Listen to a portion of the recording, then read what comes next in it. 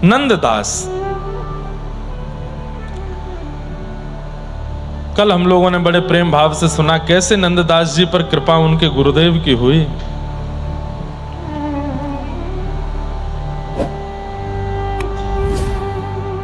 अब तो श्री नंददास जी की स्थिति यह हो गई कि गोकुल में बस बैठे ही रहते हैं और जैसे कपाट खुलते हैं श्री नवनीत प्रियालाल जी का मधुर दर्शन करते हैं।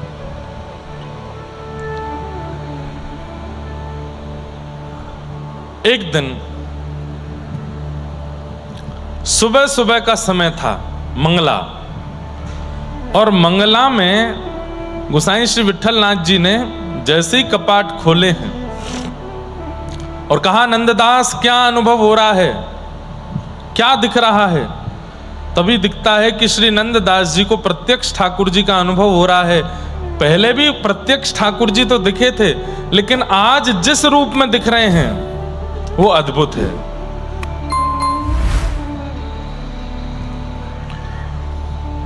गोपाल लाल को मोद भरी जसुमत होल रावत। गोपाल लाल को मोद भरी जसुमति होल रावे। अब झांकी का दर्शन करो। हमारे नवनीत प्रियालाल जी जो हैं, एक बात कह दूं अगर आप लोग मानो तो, जिन किन्हीं के पास भी लड्डू गोपाल हैं, वैसे उनका नाम लड्डू गोपाल नहीं है, वो नवनीत प्रियालाल है। वो हाथ में लड्डू नहीं है, मक्खन है, वो माखन लाल है।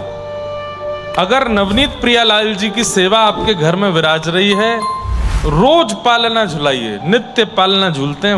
वो छोटे से हैं, उनको सिंहासन पर विराजमान करना चाहिए, उनके लिए आसन बनाना चाहिए, अच्छी बात है, पर एक छोटा पालना ले लीजिए और श्रृंगार के बाद बालभोग पवा करके ठाकुर जी को तुरंत पालना, चाहे 4 झोटे लगाओ, लेकिन नित्य ठाकुर जी को पलना झुलाना चाहिए। ये हमने आज ही पढ़ा है और ये परिपाटी स्थापित की श्रीमद् वल्लभाचार्य महाप्रभु ने। बोले लड्डू गोपाल यदि घर में विराज रहे, नवनीत प्रियालाल यदि घर में विराज रहे, तो पलना रोज आना चाहिए ठाकुर जी का। नित्य पलना झूलते हैं, वो पलना में ही रहते हैं। श्री वल्लभाचार्य महाप्रभु जी के चरित्र में एक बात आती है कि आपके नवनीत प्रियालाल जी जब प्रारंभ का समय था, इतने ज्यादा वैष्णव नहीं थे, इतनी व्यवस्था भी नहीं थी, मंदिर भी सुव्यवस्थित नहीं था, तो आपने अपने ऊपर के ऊपर ना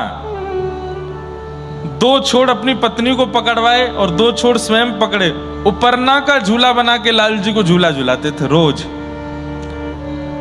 क्यों? ये छोटे से गोपाल जी हैं और ये इससे बड़े होंगे भी नहीं, ये छोटे ही रहेंगे। अब घुटमुन बालक कब चलता है? जब चलना नहीं सीखता तब तक बालक घुटमुन चलता है, और घुटमुन बालक को पलना ही झुलाना चाहिए। तो वो छोटे से लाला हैं, उनको नित्य पलना झुलाओ। तो जिनके घर भी लड्डू गोपाल विराज रहे हैं, आज हम इस बात को आपसे निवेदन करके कहते हैं, एक पलना ले आइए, रात्रि में शयन बिस्तर पर कराओ, सेज पर कराओ, सुबह श्रृंगार गोद में बैठा के करो, बाल भोग आसन पर बैठा के करा दो, पर बाल भोग के बाद फिर लाल जी को पलना में बिठाओ और उसके बाद थोड़ी देर पलना झुलाओ, ठाकुर जी को पलना झुलाओ। जैसे एक छोटे से लाला की सेवा होती वैसे तो नवनीत प्रियालाल जी आज भी पलना झूलते हैं। श्रीनाथ जी में नित्य पलना आता है ठाकुर जी का। श्रीनाथ जी तो सहज विराजते हैं, नवनीत प्रियालाल जी पलना में रहते हैं। नंददास जी ने दर्शन किया और पहले तो केवल गोपाल जी दिखे थे, लेकिन आज नंददास जी को यशोमती श्री यशोदा मैया भी दिख रही हैं और यशोदा मैया की गोद में लाला बैठे।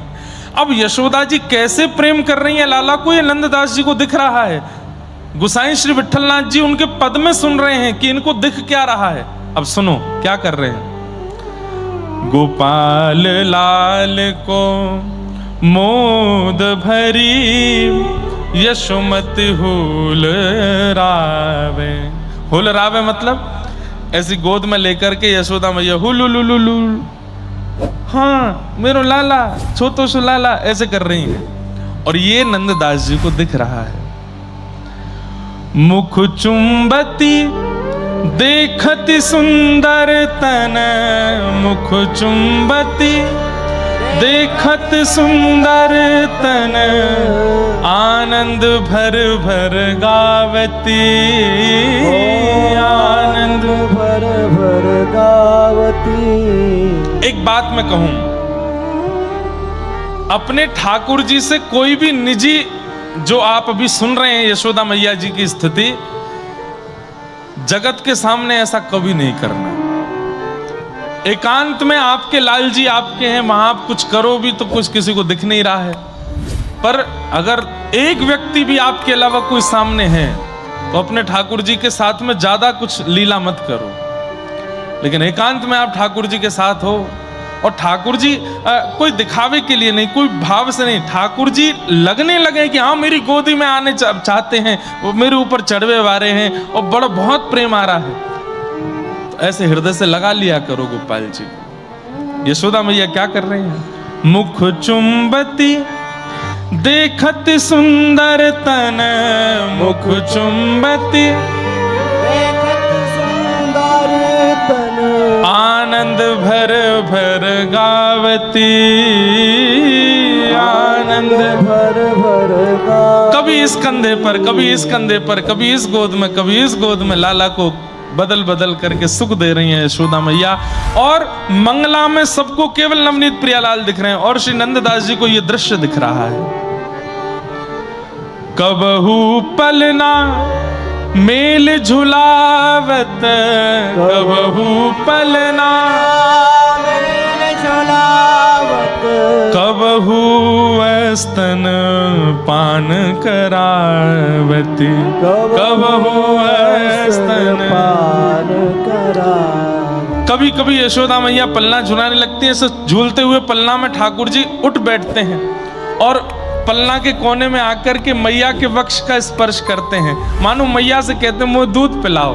तो नंददास जी देख रहे हैं, झूलते झूलते लाला को ऐसे उठा करके मैया अपना पयोधर पान कराती है, और श्री ठाकुर जी प्रेम मुदित होकर के मैया का स्तन पान कर रहे हैं।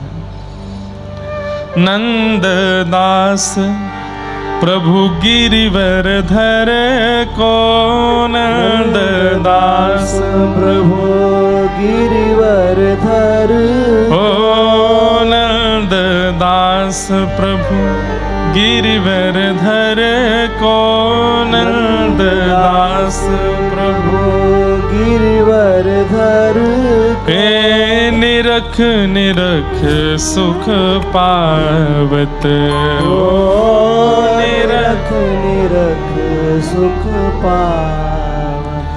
गोपाल लाल को मोद भरी, गोपाल लाल को मोद भरी, यशुमत हुल रावत, यशुमति बोल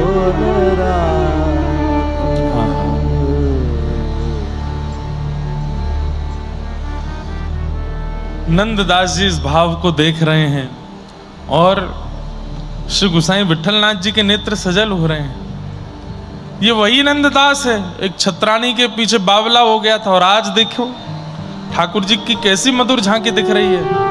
बंधुओं, साधन से बहुत कुछ प्राप्त होता है, नियम से बहुत कुछ प्राप्त होता है, व्रत अनुष्ठान से बहुत कुछ प्राप्त होता है, लेकिन कई बार साधन ना भी किए जाएं, व्रत अनुष्ठान नियम ना भी किए जाएं, केवल गुरु आप पर रीझ जाए तो साधन का फल, अनुष्ठान का फल, नियम का फल, व्रत का फल सब गुरु की प्रसन्नता से प्राप्त हो जाता है। वो खुश हो जाएं बस आपसे, आपको देख के मुस्कुरा जाए, रीझ जाए गुरु आप पर, सब दे देता है। कुछ नहीं था नंददास जी के पास, लेकिन केवल गोसाई श्री विठलनाथ जी खुश हो गए, इन पर रीझ गए। और अब देखो वो दिख रहा है जो सोचा भी नहीं था, जो विचार भी नहीं आया था। इस प्रकार श्री नंददास जी नित्य दर्शन करते थे ठाकुर जी की मधुर झांकी का। आज गोसाई श्री विठलनाथ जी ने आपसे कहा चलो नंददास। बोले कहाँ?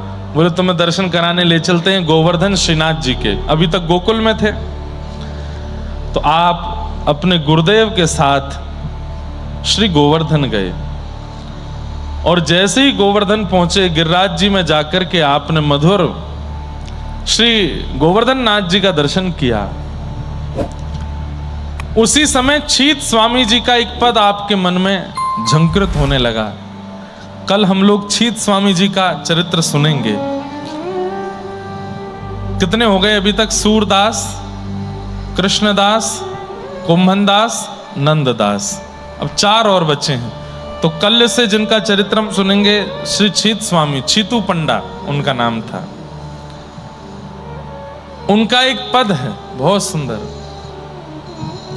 जिस समय आप गोवर्धन पहुंचे थे उस समय गौचारण बेला हो रही थी। वो पद मुझे मिला नहीं है कि इस पद की पूर्ति की है फिर नंददास जी ने। और श्री छीत स्वामी जी का पद चल रहा है।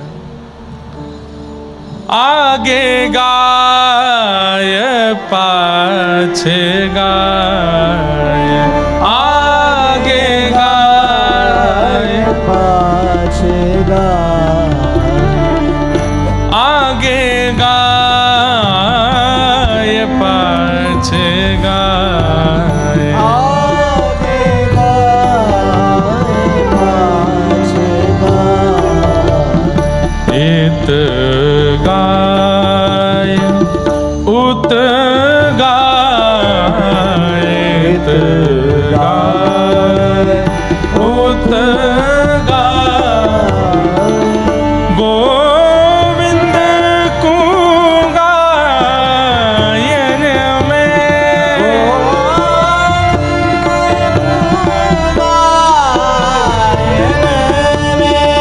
बसी वो ही भावे, बसी वो ही बिल्कुल यही झांकी दिख रही है। नंददास जी गोवर्धन पहुंचे हैं। सबको तो श्रीनाथ जी दिख रहे हैं पर नंददास जी को दिख रहे हैं कि ये गैया चरा के आए हैं। गायों की खुर रज इनके मुख पर लगी है, कपोल पर लगी है, नासिका पर लगी है। बंधुओं ये कैसे हो सकता है?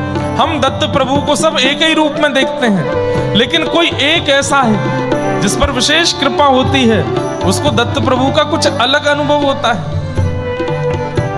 कल भी गुरुजी बता रहे थे कि हम, जैसे महाराज जी आप बता रहे थे गिरधर लाल जी बदल गए, जब आए थे तब पतले थे अब मोटे। बोले हमारे दत्त प्रभु भी कभी कभी लगता है इनका पेट खूब भर गया, कभी कभी लगता है ये थोड़े तगड़े हो गए, कभी कभी सुस्त लगते हैं, कभी कभी प्रसन्न लगते हैं। और जो भागवत जी के सन्मुख विराजमान दत्त प्रभु की झांकी है, इनमें भी, इनके तो मैं भी अनुभव करता हूँ कथा सुनते सुनते। कभी कभी तो ये ऐसे नेत्र ऐसे हैं इनके धीमे धीमे खुले हुए। कभी कभी कथा बड़ी रोचक चलती है तो इनके नेत्र खुल जाते हैं, ऐसे बैठ के सुनते हैं पूरी। कभी कभी अनुभव होता है इनमें भी। प्रेम रस जब चित्त में भर जाता है ना बंधुओं, तब ठाकुर जी होते वही हैं पर आपको अलग अनुभव होने लगता है। नंददास जी को क्या दर्शन हो रहा है? गोसाई विठलनाथ जी बोले कैसे लगे? बोले अरे गैया चरा के आए हैं, गौरज में सने हुए हैं ऊपर से नीचे तक, पूरे अंग अंग पे गौरज लगी भई है। कभी आपके ठाकुर जी आपसे रूठ जाएं, क्या करोगे? अपने घर के पास की सुंदर शुद्ध देशी गैया जहां पर हो ऐसी गौशाला में ले जाओ और लालजू गैया के बीच में जाके बैठाए तो, और 2-2.5 घंटा वहीं बैठे रहने दो ठाकुर जी को। इतने राजी हो जाएंगे आपसे, इतने खुश। इतने आसानी से रीझने वाला कोई देवता है? घर का बालक रूठ जाए, उसको ले जाके गौशाला में बैठा दो और रूठ जाएगा। गोबर में बैठा दिया, गौमूत्र में बैठा दिया ले जाके। तो हमारे ठाकुर जी कैसे हैं? 56 भोग मत पवाओ, कुछ और मत खवाओ, बस वो गैयाओं को देखने में उनको इतना अच्छा लगता है। गैया रमाती हैं, गैया चारा चरती हैं, गैया गौमूत्र करती हैं, गैया गोबर करती हैं, गैया अपने ऐसे सींग हिलाती हैं, गले की घंटी बजती है। ठाकुर जी को इतना सुख मिलता है उसमें, कभी अगर लगे कि आपके घर के लाला आपसे रूठ गए, गौशाला ले जाओ और गैयान के बीच में बैठा दो, रहो राजी यहीं पे। और ज्यादा प्रसन्न करना हो, ठाकुर जी गोद में लो और उनके हाथ से छुपा के गैयाओं को बढ़िया बढ़िया सब्जी पवाओ, गैयाओं को गुड़ खवाओ, गैयान को खूब आनंद करा दो। ठाकुर जी सबसे राजी हो जाते हैं, इतने खुश हो जाते हैं। बस फिर महीना डेढ़ महीना में लेके जाते रहना। उनकी सबसे बढ़िया पिकनिक ही वही है कि गौशाला ले चलो, हमको गैया दिखा लाओ।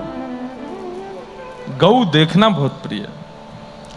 नंददास जी ने जब श्रीनाथ जी के दर्शन किए तो गौ चारण का दर्शन हुआ कि अभी गैया चरा के आए हैं। मुखमंडल पर पूरी रज लगी है। एकमात्र अष्ट सखाओं में श्री नंददास जी ऐसे हैं जिन्होंने गोवर्धन और गोकुल दोनों में निवास किया। एक महीना आप गोकुल में रहते थे, वहां नवनीत प्रियालाल हैं, और एक महीना आप गोवर्धन में रहते थे। ये आठों सखा नाथ द्वार नहीं आए, जहां पे अभी श्रीनाथ जी विराज रहे हैं। आठों सखा ब्रज में ही रहे। इनके जावे के बाद श्रीनाथ जी उदयपुर के पास आए। तो नंददास जी के पद बड़े सुंदर। अकबर के दरबार में बड़े बड़े गवैया जाते और जाके कुछ ना कुछ गाते थे। एक नंददास जी की नित्य अमृतमयी वाणी सुनने वाली एक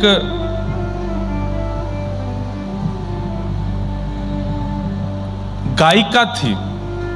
उसका गायन अकबर को बहुत प्रिय लगता था। वो अकबर के दरबार में एक दिन नंददास जी का पद गा रही थी।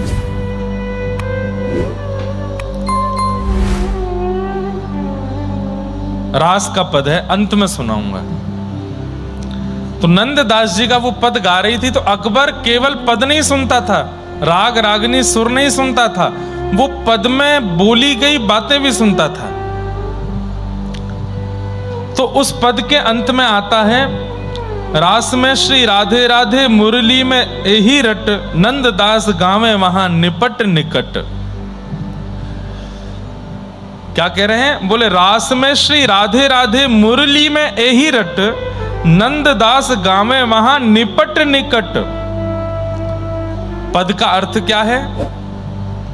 बोले रास में जब ठाकुर जी वंशी बजा रहे हैं तो वंशी में राधा नाम की ध्वनि आ रही है, और इस प्रकार नंददास जी वहीं रास में बैठ करके, बिल्कुल निकट में बैठ करके इस समस्त रास का दर्शन कर रहे हैं और स्वयं भी नाच रहे हैं। अकबर ने तुरंत बीरबल को बुलाया। तानसेन कहां है? बोले बुलाते हैं। बोले बुलवाओ। बोले पद में क्या लिखा है? बोले इस पद में लिखा है कि ऐसे ऐसे ठाकुर जी वंशी बजा रहे हैं और उसमें राधा नाम प्रकट हो रहा है, और नंददास गावे तहां निपट निकट। नंददास वहां निकट में बैठ करके गा रहे हैं। बोले कुछ भी बोल दे, कुछ भी लिख रहे हैं, कैसे हो सकता है? ये 5000 साल पुरानी लीला है और इसमें नंददास कहां से पहुंच गए वहां पे? कवि को वास्तविकता लिखनी चाहिए, झूठ नहीं लिखना चाहिए। तो जो गायिका थी उसने कहा, मेरे गुरुदेव नंददास रास देख रहे थे तभी उन्होंने गाया है, वो ऐसे नहीं बोलते हैं। अकबर ने कहा अच्छा, इनको बंदी बनाओ और नंददास जी को दरबार में बुलवाओ। नंददास जी महाराज के पास जाकर के तानसेन बीरबल दोनों ने निवेदन किया कि अकबर ने आपको बुलाया है, थोड़े क्रोध में हैं आप, चलो। बोले क्यों क्रोध में है? बता दिया, ये वाला पद सुना दिया और इस पद में आपने ये कहा है, तो हंसने लगे। बोले वो रहस्य जानना चाहते हैं कि आपने ऐसा क्यों लिखा। आप तो अभी के हो और रास तो बहुत साल पहले हो गया था ठाकुर जी का, 5000 साल पहले द्वापर में हुआ था। आप वहां जब थे ही नहीं, तो आपने ये क्यों लिखा कि आप निपट निकट निकट बैठे हो? नंददास जी बोले गोपनीय लीला है, सबको नहीं सुनानी चाहिए। अब देखो इस कथा से क्या, ये अंत है। नंददास जी इसके बाद भगवत धाम प्रस्थान कर जाएंगे। बहुत रचनाएं हैं, नंददास जी के कई पद ऐसे हैं वो सबको समझ में आने वाले नहीं। रस के पद बहुत ज्यादा हैं, रस के, रास के, श्रृंगार के बहुत पद हैं। नंददास जी की इस कथा से क्या सीखेंगे कि आपको यदि कुछ अनुभव होता है ठाकुर जी की लीला में, किसी को बताओ मत। स्वप्न अनुभव होता है, लीला अनुभव होता है, भाव अनुभव होता है। हां, हम व्यास हैं, हमारा तो काम ही यही है कि अनुभव आपको बताना ताकि आपके चित्त में विश्वास प्रगाढ़ हो, पर आप मत बताना। इसका हम भुगतान करते हैं। एक अनुभव बताने पर 2 महीने तक, 2.5 महीने तक कोई अनुभव नहीं होता। रस बतावे से रस घटे, ये नियम है रस रीति का। ये नियम है कि रस बताने से रस घटता है। आपके साथ दत्त प्रभु ने कुछ लीला की और आपने बता दिया, होगी नहीं फिर लीला। 6 महीने तो भूल जाओ, ठाकुर जी नहीं आएंगे। प्रचार से बहुत बचते हैं। अपने भक्त के साथ क्या कर रहे हैं इसका प्रचार भले ही बाद में हो जाए, लेकिन वो भक्त स्वयं प्रचारित करे, ठाकुर जी को अच्छा नहीं लगता। प्रेम प्रचार का विषय नहीं है, प्रेम गुप्त रखने का विषय है। अब नंददास जी से अकबर पूछना चाह रहा है कि आपने क्यों लिखा निपट निकट। नंददास जी बोले क्यों बताऊं मैं। बीरबल तानसेन बोले कि आप चलो अकबर के पास। बोले हम पे समय नहीं है, हमको कुछ चाहिए नहीं, हम जाएंगे भी नहीं। तब बीरबल ने कहा आप नहीं जाओगे तो वो आ जाएंगे यहां पर, अकबर है उनका नाम। तब अंत में नंददास जी बोले ठीक है हम चलते हैं। नंददास जी पहुंचे और जैसे ही वहां पहुंचे हैं, अकबर ने कहा आप क्या गाते हैं पद में, एक बार आपके मुख से सुनना है। तब नंददास जी गा रहे हैं, देखो देखो री नागर नट निर्तत कालिंदी तट। देखो री नागर नट निर्तत कालिंदी तट। देखो री नागर नट। ये अंतिम पद है नंददास जी का, रास का पद है, अंतिम पद है नंददास जी का। सब लोग गाइएगा। देखो देखो री नागर नट निर्तत कालिंदी तट। देखो री नागर नट। हाँ गोपिन के मध्य राज मुकुट लकट। हाँ गोपिन के मध्य राजे हाँ गोपिन के मध्य राज मुकुट की लकट। हाँ गोपिन के हो देखो देखो री नागर नट निर्तत कालिंदी तट। देखो री देखो देखो री नागर नट निर्तत कालिंदी तट।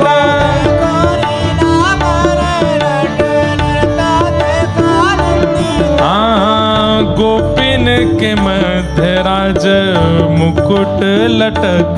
हाँ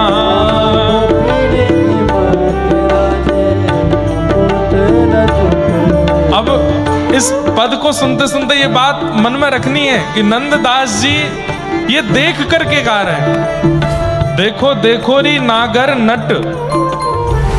नागर ठाकुर जी हैं, लेकिन नट का मतलब क्या होता है पता है? नट कहते हैं मंच पर आकर के प्रस्तुति करने वाले लोग जो आकर्षित करते हैं उनको नट कहा जाता है। एक प्रकार से कह दिया जाए तो क्या नट का क्या व्याख्यान करें? आकर्षक करने वाला, जिसको मंच पर देख करके सब आकर्षित हो जाते हैं, ऐसा उसको नट कहते हैं। एक प्रकार से एक्टर। लेकिन ठाकुर जी कौन है? नटवर।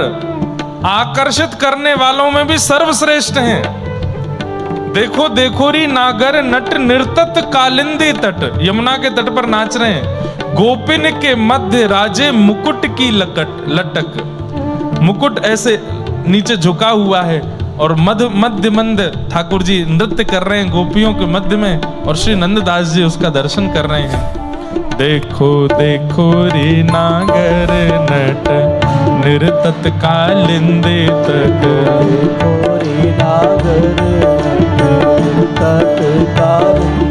आज गोपिन के मध्य राज मुकुट लटक, आज गोपिन के मध्य राज मुकुट लटक। हे देखो देखो री नागर नट निर्तत कालिंदी तट,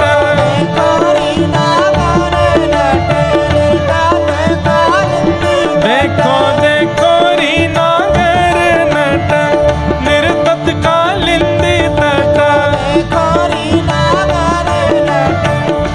और नेत्र बंद करके सुनो, अनुभव करो कैसे नाच रहे हैं ठाकुर जी। एकादशी आज हितरवंश महाप्रभु का प्राकट्य दिवस है, गोदावरी जी आई हैं, इन्हीं के तट पे ही नाच रहे हैं ठाकुर जी। और कैसे लग रहे हैं? काछनी किंकिनी कटी पीतांबर की, काछनी किंकिनी कटी पीतांबर, काछनी किंकिनी कटी पीतांबर की, काछनी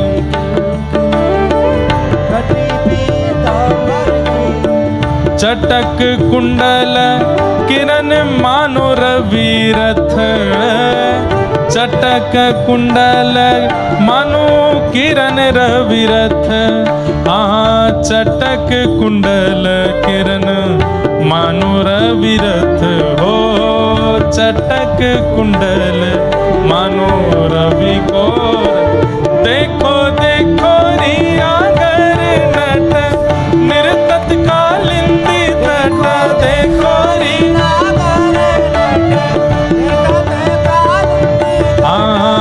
गोपिन के मध्य राज मुकुट लटक हो,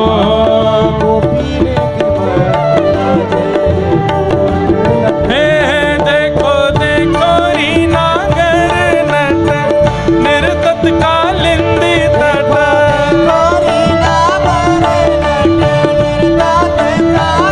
क्या कह रहे हैं? काछनी किंकिनी कटी पीतांबर की चटक, ऐसी पीतांबरी काच करके आए हैं, उसमें छोटे छोटे छोटी छोटी किंकिनियां लगी हैं, मतलब वो आवाज आ रही है उनमें से, छोटी छोटी घंटियां, छोटी घंटियां नहीं है, कुछ घुंघरू जैसे लगे हैं पीतांबरी में। जब जब ठाकुर जी नृत्य कर रहे हैं तो छम छम छम पूरी पीतांबरी से आवाज आ रही है, और वो काय की है? सोने की हैं। और चटक कुंडल किरण मानो रवि रथ की अटक, बोले कानों का कुंडल जब चमक रहा है तो ऐसा लग रहा है कि मानो रवि यानी कि सूर्य उनका रथ रुक गया हो। कानों की सुंदर जो कुंडल हैं उनकी चमक ऐसी है कि रवि का रथ भी रुक रहा है, और वो भी संकोच में आ रहे हैं कि सूर्य तो मैं हूं, लेकिन ये दो दो कुंडलों की चमक से ऐसा क्यों लग रहा है कि दो सूर्य पृथ्वी पर हैं? अरे सूर्य नहीं है, ये श्याम सुंदर के कानन के मधुर कुंडल हैं, जिनकी चमक से सूर्य भी लज्जित हो रहा है। देखो देखो री नागर नट निर्तत कालिंदी तट,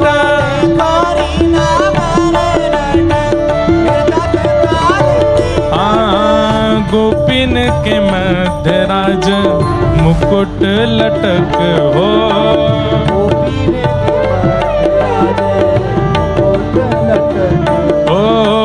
गोपिन के मध्य राज मुकुट लटक, हाँ हे देखो देखो री नागर नट निर्तत कालिंदी तट,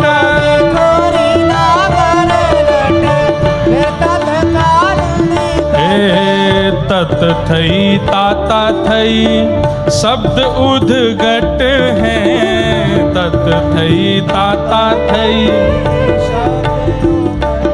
कैसे गवेगा? तत थई ताता थई कैसे बजेगा? हाँ बजाओ। तत थई ताता थई, तत थई ताता थई, तत थई ताता थई, शब्द उद्घट हैं सब। थई ताता थई, शब्द उद्घट हैं। हाँ उरप तिरप गति लेत मान पद की, उरप तिरप गति लेत। आहा, नंददास जी कह रहे हैं तत थई ताता थई शब्द उद्घट, उरप तिरप गति लेत मान पद की पटक। कैसे नाच रहे हैं ठाकुर जी? बोले ताल को ठाकुर जी नहीं पकड़ रहे हैं, बोले ठाकुर जी के चरण की जो गति है उसको ताल पकड़ रही है। और कभी यहां हो जाते हैं, कभी इधर आ जाते हैं, कभी इधर नृत्य करते हैं, कभी उधर जाते हैं। ऐसी मनोहर छवि है ठाकुर जी की। नंददास जी ने ये पद गाया, राजा झूम तो गया, लेकिन मैं यही तो पूछना चाह रहा हूं, आपने ये क्यों कहा नंददास गावे तहां निपट निकट?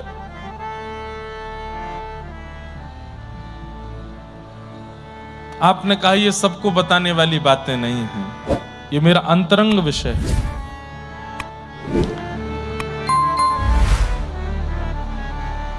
दौड़ करके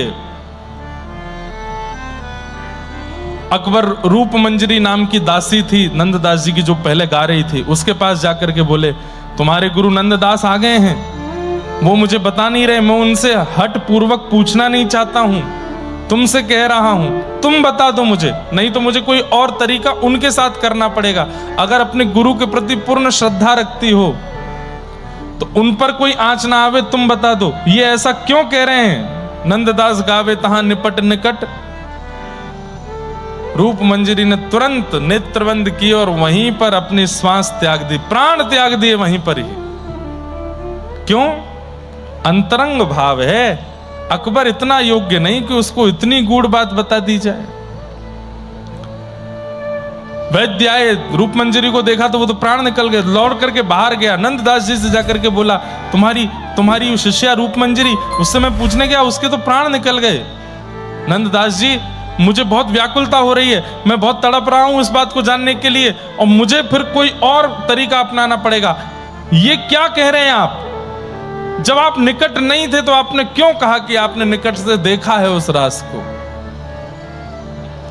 नंददास जी मंद मंद मुस्काए और नेत्र बंद करके अपने ठाकुर जी का स्मरण किया, और श्री नंददास जी ने भी वहीं प्राण त्याग दिए। अकबर को बताया ही नहीं कि निपट निकट कैसे पहुंचे। शोकातुर हो गया पूरा व्रजमंडल जब पता चला कि महाकवि श्री नंददास इस प्रकार राजा के सन्मुख प्राण त्याग दिए, उनका शव लाया गया।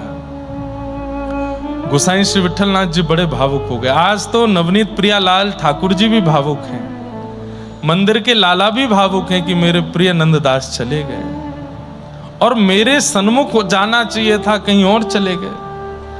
तब सबने गोसाई श्री विठलनाथ जी से पूछा कि ऐसा क्यों हुआ, क्या बात थी?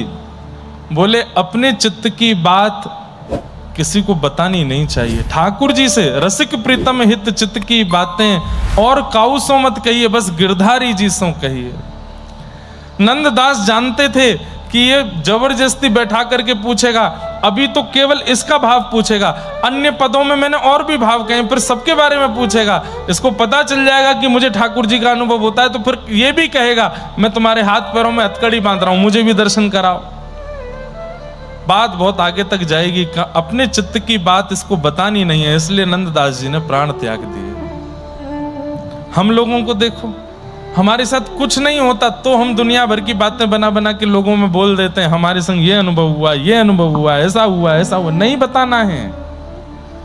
नंददास जी के चरित्र का अंत यही बता करके जा रहा है कि ठाकुर जी की नित्य लीला का अनुभव करना चाहते हो तो उसको कभी बहुत हो जाए तो केवल गुरु से कह सकते हो और किसी से नहीं।